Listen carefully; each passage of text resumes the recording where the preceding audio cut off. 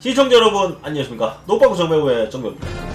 오늘은 사이버 레카짓을 하다가 타고난 레카를 레카짓 해보겠습니다. 뒷광고 사건으로 해명 영상 하나 남겨두고 5개월 동안 방송 활동을 쉬었던 135만 유튜버인 칩이 오늘 새벽 갑자기 라이브 방송을 켜서 이슈가 되고 있죠. 35분짜리 영상인데 요약하자면 대부분이 뻑가 이야기고 방송 복귀 안 할 거다, 방송 실수로 킨 거다, 뭐 이런 내용입니다. 영상을 보면 아시겠지만 굉장히 힘들어 보이죠. 5개월 동안 정신적인 스트레스가 많이 쌓였나 봅니다. 실제로도 정신과를 다니고 있고 신경안정제와 수면제를 복용하고 있다고 합니다. 그렇게 힘들어하면서 살게 된 이유는 뻑가의 뇌피셜 허위사실 유포 때문이었죠. 뻑가가 칩을 저격하면서 2020년 8월 13일에 뒷광고 사건을 다뤘는데 문제가 많은 영상이었죠. 사실 확인이 되지 않은 뇌피셜들이 너무 많았던 겁니다. 자, 일단 이 칩 채널에 대한 탄생 비화가 있어요. 일단 지읒 ASMR 채널부터 알아야 되는데 구글에도 연관 검색어로 뜰 만큼 나오죠. 영상 시작부터 이상한 영상이라는 걸 느끼실 겁니다. 칩 뒷광고 사건을 다루는데 관련 없는 여자친구 이야기는 왜 나오는 걸까요? 일단 채널 초반에 영상을 보면 저렇게 교복을 입고 나와서 ASMR을 합니다. 근데 이건 굉장히 순화된 버전이고 지금부터 보여드리는 건 삭제된 영상들이에요. 땡땡을 드러낸 옷을 입고 학생 ASMR이라고 하면서 교복을 입고, 그러니까 지금 남아있는 영상들에는 학생이란 말이 없죠. 요약하자면 칩의 여자친구 지읒이라는 사람은 학생도 아닌데 학생이라고 거짓말을 하고 노출도 좀 심하고 선정적인 방송을 한다, 이런 내용이죠. 하지만 칩의 여자친구가 민증을 까면서 해명을 합니다. 주민번호 앞자리는 0으로 시작되고 뒷자리 시작은 4로 시작되죠. 지금은 성인이지만 저때 당시에는 고등학생이었다는 거죠. 그런데 어느 날 문제의 라이브 방송이 떴습니다. 이 지읒이라는 유튜버가 라이브에서 남친을 보여줬는데 그 사람이 바로 칩이에요. 그 당시 커뮤니티에서 중계가 됐는데 이러면서 커뮤니티 글들을 보여줍니다. 본인 입으로 둘은 토크온에서 만났다고 했고 왜 여고딩인 거 구라치고 남친은 왜 여친 팔아서 뭐 어쩌고저쩌고 이런 글들이 많은데, 참고로 이거는 그냥 DC 갤러리에서 일반 시청자들이 팩트 없이 그냥 쓰는 글입니다. 이런 중계 글을 보고 와서 중계를 하고 있죠. 레알 나도 받았는데 어디다 치웠는지 모르겠다, 나도 기억남 키키, 토크온에서 만났다고 한 거 나도 기억남 키키. 그러니까 야갤러들이 댓글로 토크온에서 만났다고 끄덕끄덕 이랬지 키키. 근데 저거 17살인 걸 진짜 믿었냐. 갑자기 라이브를 함. 사람들이 17살 나이 해명하라고 함. 말 돌리기 바쁨. 야 17살 구라임. 00년부터 민증 뒷자리 4인 거 모름. 이때 남친이 나와서 했던 발언. 우리 토크온으로 만났다, 만난 지 얼마 안 되었다. 확인해본 결과 이런 글들은 전혀 팩트가 없고 칩이랑 지읒이라는 사람이 직접 저렇게 발언한 것도 아니고 그냥 그랬다 카더라, 뭐 했다 카더라, 이런 글들이에요. 기자가 쓴 글도 아니고 일반 시청자가 저렇게 쓴 글을 왜 띄우면서 읽어주는지 이해가 안 되죠. 이렇게 탄생된 게 바로 칩입니다. 네, 저렇게 탄생된 거 아니고요. 토크온에서 만난 것도 아니라고 하죠. 참고로 토크온이라고 하면 네이트온 채팅방인데 마이크로 얘기하는 채팅방이에요. 버디버디 채팅방 느낌. 어쨌든 이건 당시 ASMR 갤러리에도 중계가 됐어요. 어디 기사를 가져오는 것도 아니고 갤러리 글을 가져옵니다. 참고로 칩은 칩2라는 채널에서 티셔츠도 팔고 있는데 일반형은 39,000원, 핸드메이드는 87,000원에 팔고 있어요. 굿즈 후드티가 비싸다는 뜻인데 일반형 39,000원이면은 그렇게 많이 과하게 비싼 건 아니죠. 그러면서 뒷광고 의혹에 대해서 얘기합니다. 애슐리 뒷광고 의혹, 입었던 옷 뒷광고 의혹, 농진 제품들 뒷광고 의혹, 에어프라이기 뒷광고 의혹, 가스레인지 뒷광고 의혹, 프라이팬 뒷광고 의혹, 로가마 소스 뒷광고 의혹, 이러면서 17가지의 뒷광고 의혹이 있다고 소개를 하는데 이것도 그냥 의혹일 뿐이고 시청자가 그냥 리스트를 쓴 거예요. 반대로 제가 뻑가 페미 의혹, 뻑가 일베 의혹, 뻑가 뒷광고 의혹 이러면서 누가 글을 썼다더라 이러면은 뻑가 본인도 기분 나쁘겠죠. 칩의 뒷광고 의혹은 17가지나 된다, 칩이 이런 사람이다 라는 걸 말하고 싶었나 봅니다. 근데 저거는 말 그대로 의혹일 뿐이죠. 현재 칩에 밝혀진 뒷광고 사건은 에어프라이기 하나밖에 없습니다. 전혀 팩트도 없고 증거도 없죠. 사실 뻑가의 증거 없는 뇌피셜은 처음이 아니었습니다. 조튜브 영정 사건 때도 뻑가가 사건을 다뤘었죠. 보니까 알 것 같다, 호주 노예 채널 삭제된 이유, 그 추측 이유를 지금 말씀드릴 텐데 본인도 추측이라고 하죠. 그러면서 다른 영상에서까지 조튜브를 조롱하는 모습도 보입니다. 자랑 마지막에 호주 노예 꼴 됩니다 라며 다시 한번 언급하는 모습도 보이고요. 이처럼 그때 당시 조튜브는 선정적인 방송과 어그로 끄는 영상, 잘못된 태그 이런 것들을 지적하며 이런 이유 때문에 영정인 것 같다라는 뻑가의 추측 영상인데 나중에 알고 보니 팩트가 1도 없는 뇌피셜 영상이었죠. 구글의 실수로 정지가 풀린 조튜브였습니다. 세아 사건 다뤘을 때는 더 과관이었죠. 썸네일 멘트가 BJ 세아 사건 TOCU 몰카 찍고 몇백 명이 점점점, 누가 봐도 아 세아 쟤 또 사고 쳤구나 이렇게 느낄 만한 썸네일과 제목인데 알고 보니 이것도 어그로였고 반대로 세아가 피해자였습니다. 세아 사칭범한테 당한 사건이었죠. 2주 전에는 이지영 강사를 뜬금없이 조롱하는 모습도 있었고요. 이지영 연봉 이러면서 잠깐 이슈가 됐던 일이 있었죠. 지금 뭐 강사들이 굉장히 뜨고 있죠. 하루 종일 뜨고 있는 이지영 이재영 강사라고 이 사람 최근에 계좌를 까서 화제가 되고 있습니다. 최소한 130억 이상으로 보이죠. 와, 돈 많이 버네. 이 사람 연봉이 2014년 이후로 100억 이하로는 내려가 본 적이 없다고 하니까 얼마나 버는 거야. 차도 뭐 맥라렌, 람보르기니, 페라리 많다고 하죠. 와, 나도 저런 거나 해볼까. 뭐 저거 쉬울 거 아니야. 고등학교 수준인데 뻑가는 강좌이래서 제가 뭐 이상한 거 하고 있으면 그런 줄 아세요. 요약하자면 와, 이지영 돈 쉽게 버네. 나도 저런 거나 해서 돈 벌까. 나도 할 수 있겠다인데 현실은 못하죠. 강사라는 직업으로 탑 찍는 게 쉬운 줄 아나 봅니다. 심지어는 이재영 강사를 갑자기 왜 졸업하냐고 댓글 달리니까 말도 없이 영상 내리고 아직까지 사과 한마디 없습니다. 이게 2주밖에 안 된 사건이죠. 5개월 전에는 유튜브 구제역의 영상들을 그대로 퍼가서 복붙하며 조회수 빵 걸로 욕먹었던 적이 있죠. 인간적으로 숟가락 얹는 거면 구제역 이름이라도 한번 언급해라. 키키키 에요 레카들 양심이 없어 키키키. 카걸도 카걸인데 너도 좀 그렇다. 구제역이 뼈 빠지게 수소문해서 찾은 자료 그대로 사용하면 어쩌냐. 말 그대로 구제역이 긴 시간 동안 취재하고 페라리 본사에 연락하고 발로 뛰어서 힘들게 만든 영상을 허락도 없이 그대로 캡처해서 본인이 취재한 것처럼 앵무새처럼 읽고 있는 모습이죠. 웃긴 건 본인이 구제역보다 조회수가 더 높습니다. 구제역은 17만, 9만 8천 조회수인 반면에 뻑가는 108만 조회수죠. 능력이 없으면 양심이라도 있어야 되는데 남의 공을 가로채는 게 특기인가 봅니다. 우수 아이디어 그대로 베껴서 조회수 빨았던 급식왕이랑 뭐가 다른지 모르겠어요. 뻑가가 지금까지 영상 500개를 올렸는데 영상이 전부 앵무새 컨텐츠입니다. 인터넷 뉴스 퍼다 달라서 그대로 기사 읽기, 김기자 채널 인터뷰 영상 그대로 짜집기 하기, 구제역이 취재하고 인터뷰했던 영상 허락도 없이 그대로 퍼다 나르기, 다른 유튜버가 취재했던 거 사진 그대로 사용하기 등등 단 하나도 본인이 취재한 게 없어요. 저도 그렇고 다른 이슈 유튜버 분들도 그렇고 대부분이 자료 사용할 때는 써도 되냐고 허락 받고 사용합니다. 뻑가만 마음대로 쓰죠. 그렇다고 피해자 분들이나 억울한 사람 도와주는 컨텐츠를 하냐? 그것도 아니에요. 그냥 누구 까기만 하고 일절 도움이 안 되죠. 인터뷰 영상이나 본인이 취재한 영상 하나도 없잖아요. 앵무새처럼 읽기만 하지. 피해자 인터뷰한 적이 한 번이라도 있습니까? 저는 이런 가면 유튜버들도 문제지만 저런 사람 빨아주는 팬들도 문제라고 봅니다. 수요가 있으니까 공급이 있는 거죠. 익명에 숨어가지고 얼굴 가리고 개인정보 전부 다 비공개하고 활동하는 저 가면의 일족들 하나같이 보세요. 왜 익명으로 활동하겠습니까? 고소 먹기 싫으니까요. 고소 먹으면 경찰서 왔다 갔다 해야 되고 심하면 벌금 내야 되고 변호사 비용 써야 되고 귀찮고 힘들잖아요. 본인이 한 행동에 책임을 지지 않겠다는 뜻이죠. 대체 이런 사람들을 왜 빨아줍니까? 쟤네들이 얼굴 안 까는 이유는 딱 두 가지밖에 없어요. 첫 번째, 고소당하면 안 되니까. 두 번째, 신상 까발려지면 본인도 저격당하니까. 이슈 유튜버로 실버 버튼 받고 잘 나갔던 맞짱맨이라고 기억하실 겁니다. 맞짱맨이 유튜브를 왜 그만뒀습니까?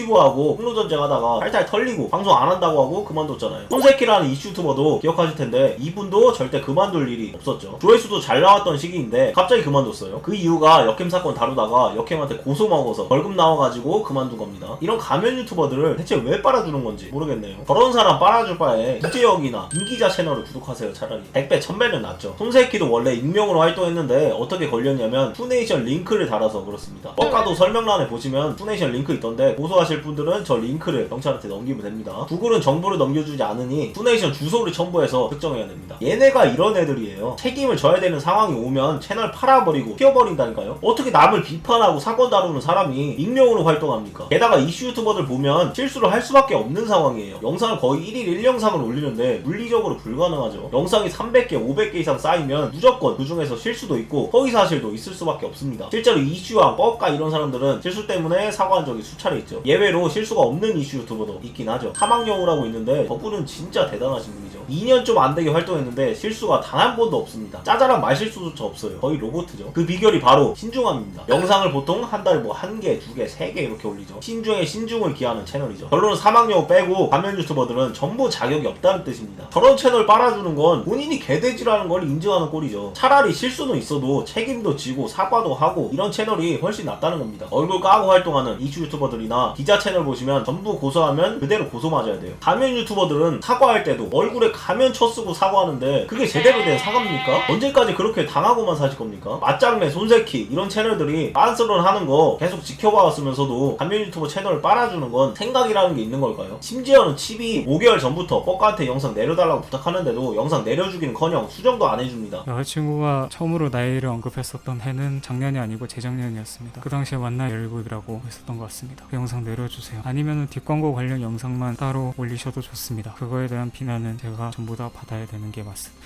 여자친구 관련 내용은 이 이상 언급하지 말아주셨으면 좋겠습니다. 사과를 하든가 수정을 하든가 영상을 내리든가 뭐라도 해야 되는데 사과는커녕 좋아요 싫어요 맞고 댓글 맞고 수정해주지도 않죠. 아직까지도 영상 공개돼 있네요. 품어보고 배운 건가? 이 정도면 수정 좀 해줍시다.